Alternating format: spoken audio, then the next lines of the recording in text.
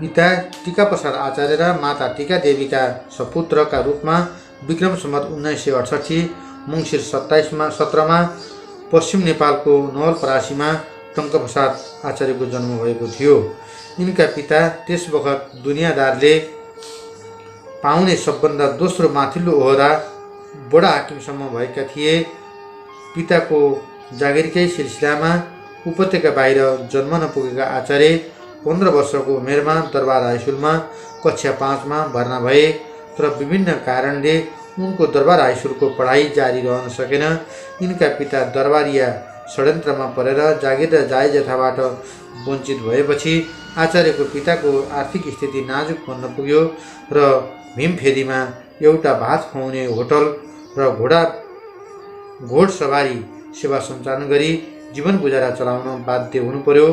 यो भीमफेदी स्थित होटल नै पछि गएर राणा शासन विरोधी आन्दोलनको सङ्गम स्थलका रूपमा विकसित हुन पुग्यो र टङ्कप्रसाद आचार्यले त्यहीँबाट मुलुकमा जहानिया आतताई राणा शासन ध्वस्त गरी प्रजातान्त्रिक व्यवस्थाको सूत्रपात गर्ने ऐतिहासिक आन्दोलनको श्री गणेश गरे। आचार्यको राणा विरोधी स्वभावलाई संस्थागत तथा राजनीतिकरण गर्नमा निर्णायक योगदान पुर्याउने व्यक्ति भनेका दशरथ चन्द्र ठकुरी थिए। विक्रम सम्वत 1991 को पुष 12 को महुबादमा चन्द र आचार्यका बीच आश्चर्यजनक रूपमा राजनीतिक वार्ता सम्पन्न भयो। प्रथम भेटमा नै दुवै बीच राणा शासन विरोधी अभियान थाल्ने उद्देश्यले छिट्टै राजनीतिक संस्थाको गठन गर्ने सहमति कायम भयो। चन्दले प्रवेशिका सम्मको अध्ययन भारतको अल्मोडा र बनारसबाट पुरा गरेका थिए र यिनमा अङ्ग्रेज विरोधी भारतीय आन्दोलनको प्रभाव राम्रै परेको थियो। व्यक्तिगत रूपमा निम्न वैतनिक कर्मचारीका रूपमा रहेका चन्दको परिवार पनि राणाहरूको कोष विभाजनमा परिसकेको थियो। 12 को भेट पश्चात आचार्यले काठमाडौँमा आफ्ना 2 जना परम मित्रहरू जीवराज शर्मा र रामहरि शर्मासँग पनि अन्तर्क्रिया बढाए र 2 महिनापछि चन्द काठमाडौँ आएपछि चारैजना बीच परिचय आदान प्रदान भयो। यता राणाशाहीको कोषमा परि कलकत्तामा निजी व्यापार गर्दै आएका धर्मभक्तसँग पनि सम्पर्क भयो। अन्तत टङ्कप्रसाद आचार्य र दशरथ चन्दको सक्रियतामा धर्मभक्त माथेमा रामहरि शर्मा र जीवराज शर्मा समेत 5 जना उत्साही युवाहरूले काठमाडौँको ओमबहालमा विक्रम सम्वत 1993 जेठ 20 को दिन एउटा राजनीतिक संस्थाका रूपमा प्रजा परिषदको स्थापना गरे र टङ्कप्रसाद आचार्य त्यस संस्थाको संस्थापक सभापति चुनिए। परिषदले पटनाको साप्ताहिक जनतामा सेवा सिंह नेपालको उपनामबाट नेपालको राणा शासनको भण्डाफोर गरेर लेख रचना छपाउन थाल्यो। जनचेतना अभिवृद्धि गर्ने उद्देश्यले पर्चा छरिए। वास्तवमा प्रजा परिषद राणा शासनको विनाश चाहन्थ्यो। नेपाली युवाहरूलाई अङ्ग्रेजी साम्राज्यको विस्तार तथा विश्वयुद्धको बलिमा चढाउने राणा सरकारको नीतिप्रति त्यसको विरोध थियो। पर्चा छर्ने सिलसिलामा विक्रम सम्वत 1997 अनुसार 9 र 30 साउन 17 र भदौ 24 का दिन बेग्ला 4 पर्चाहरू र राजधानीमा योजनाबद्ध ढङ्गले छरिए। प्रथम पर्चा जारी हुनुभन्दा 2 दिन पूर्व परिषदका अध्यक्ष आचार्यलाई भारत पठाइयो। यी 4 पर्चाहरू राणा शासन विरुद्ध बम झैँ विस्फोटित भए। राणाहरू आतंकित भई पर्चाबाजहरूको खोजी गर्न थाले। सरकारी मुखपत्र गोरखापत्रको विक्रम सम्वत 1997 साउन 11 को अङ्कमा परिषदबारे सुराग दिने व्यक्तिलाई रु 5000 को इनाम दिने र जाहेरीवाला उच्च कार्यमा शरीक नै भएको भए तापनि बात नलाग्ने लोकको सूचना छापियो। यसबाट प्रभावित भई वाकपतिराज शास्त्री भन्ने रामजी जोशीले सङ्गठनका सम्पूर्ण भेद राणा सरकार सामु खोलिदिएपछि राणाहरूले धर्मभक्त माथेमालाई गिरफ्तार गरे। त्यसपछि छापा मार्दा फेला परेको माथेमाको डायरीको आधारमा एकपछि अर्को गरी सबैलाई गिरफ्तार गरियो। भारतमा रहेका परिषदको अध्यक्षलाई समेत छल गरी स्वदेशमै बोलाई बाटैमा पक्राउ गरियो।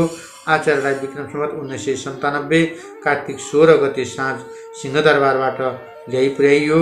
आचार्यले राणाद्वारा केरकार गरिँदा हिम्मत हारेनन्। दृढतापूर्वक घटनाको जिम्मा लिए। केरकार र पूर्व यातनाको प्रक्रिया करिब 3 महिनासम्म चल्यो। जाँच समिति र विशेष अदालतले 86 जनालाई विभिन्न प्रकृतिको सजाय तोकिएको फैसला सुनाइयो। मृत्युदण्ड पाउनेहरूमा शुक्र शास्त्री, धर्मभक्त माथेमा, दशरथ चन्द्र ठकुरी र गङ्गराज श्रेष्ठ आदि थिए। ब्रह्माण्ड भएको हुँदा मृत्युदण्ड नदिई आजीवन सजाय र सर्वस्व हरण हुनेहरूमा टङ्कप्रसाद आचार्य र रामहरु शर्मा थिए। नेपालको इतिहासमा प्रजा परिषदको स्थापना युगान्तकारी परिघटना थियो। यसलाई नष्ट गर्ने राणाहरूको योजना कामयाबी हुन सकेन, बरु यो कयौं गुणा मौलाएर गयो।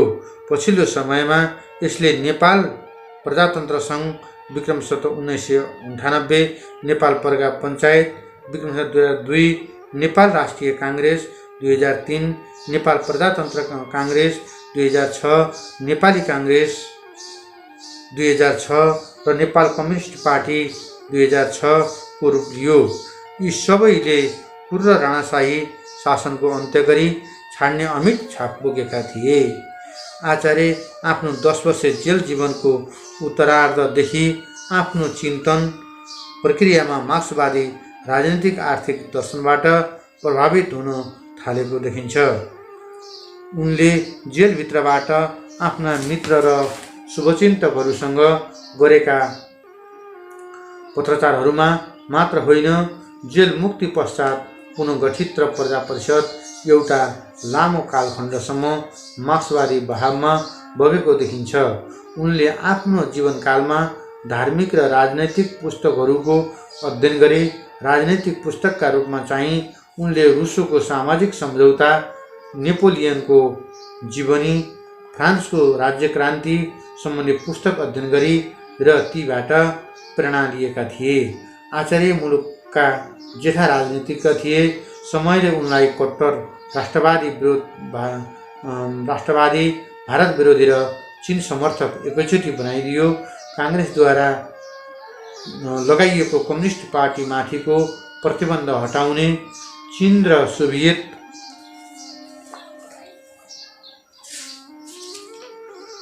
सङ्घसँग दौत्य सम्बन्ध स्थापना र सुदृढीकरण उनकै कार्यकालमा भएकाले उनमा मार्क्सवादी अर्थतन्त्र र सिद्धान्तप्रति ठूलो प्रतिबद्धता थियो भन्न अप्ठ्यारो पर्दैन।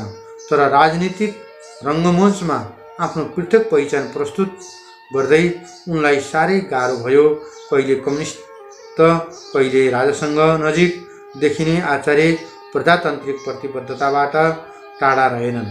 विपरीत दिशातर्फ उभिएका नेपाली कम्युनिस्ट र काङ्ग्रेसलाई नजिकै 2046-47 को जनआन्दोलनका लागि राम्रो पूर्वाधार तयार पार्न अत्यन्तै सहयोगी देखिएका आचार्य पुनः स्थापित प्रजातन्त्रलाई स्वागत गरेर 2049 साल वैशाख 11 गते हामी सबैबाट सदाका लागि बिदा भए। आचार्यको साहित्यमा पनि ठुलो अभिरुचि थियो।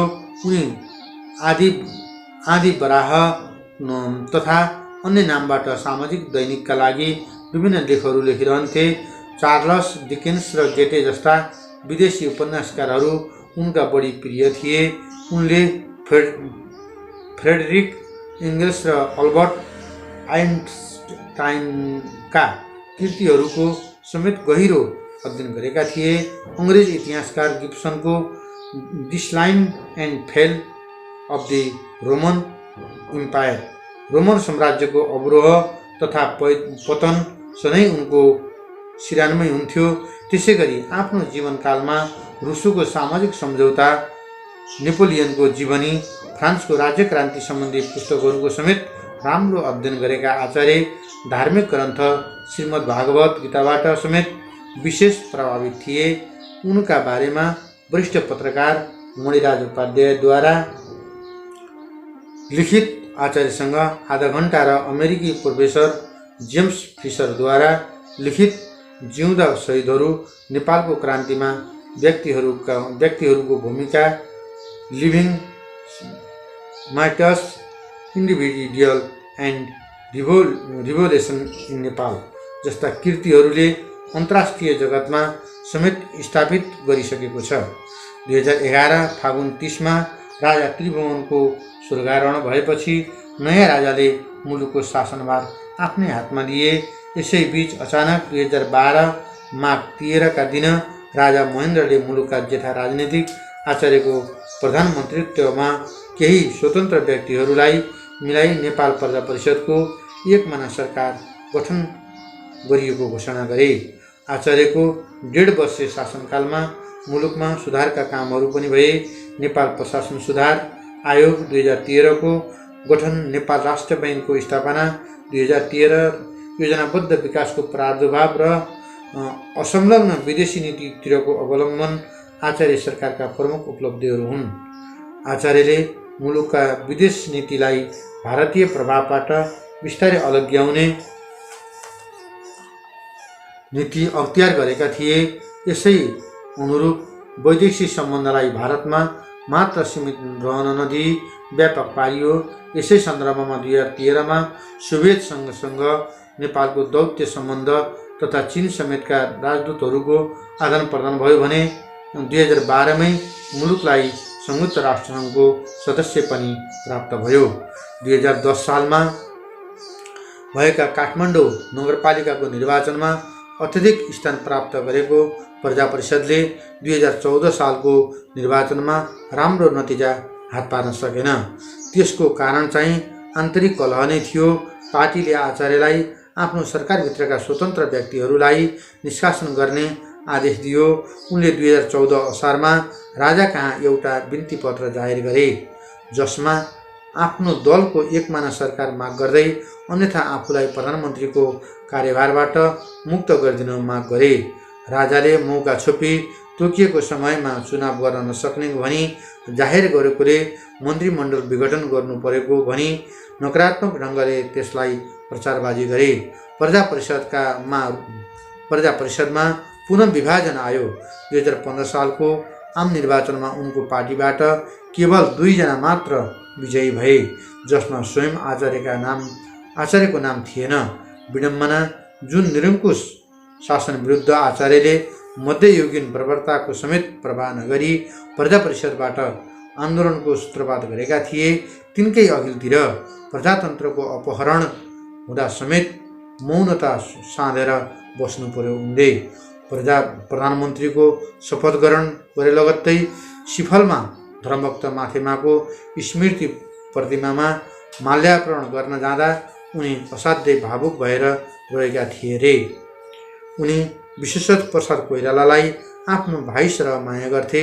2046-47 पश्चातको मुलुकको राजनैतिक अप्ठ्यारोलाई नेतृत्व दिन पुनः बीपी जस्तो व्यक्तिको आवश्यकता छ भनी आचार्यले एक प्रसङ्गमा व्यक्त गरेको विचारबाट उनले बीपीको क्षमतालाई सम्मान गरेको ठहर छ। अन्तिम दिनमा बीपी कोइरालालाई भेट्न जाँदा मन थाम्न नसकेर टङ्कप्रसाद आचार्य भक्कानिएर रहेका थिए। नेपालको राजनीतिमा चरित्रवान, निर्भीक एवं स्पष्ट वक्ताका रूपमा आचार्यलाई अब्बल श्रेणीका भद्र पुरुषको उपमा दिँदा सायद अत्युक्ति नहोला।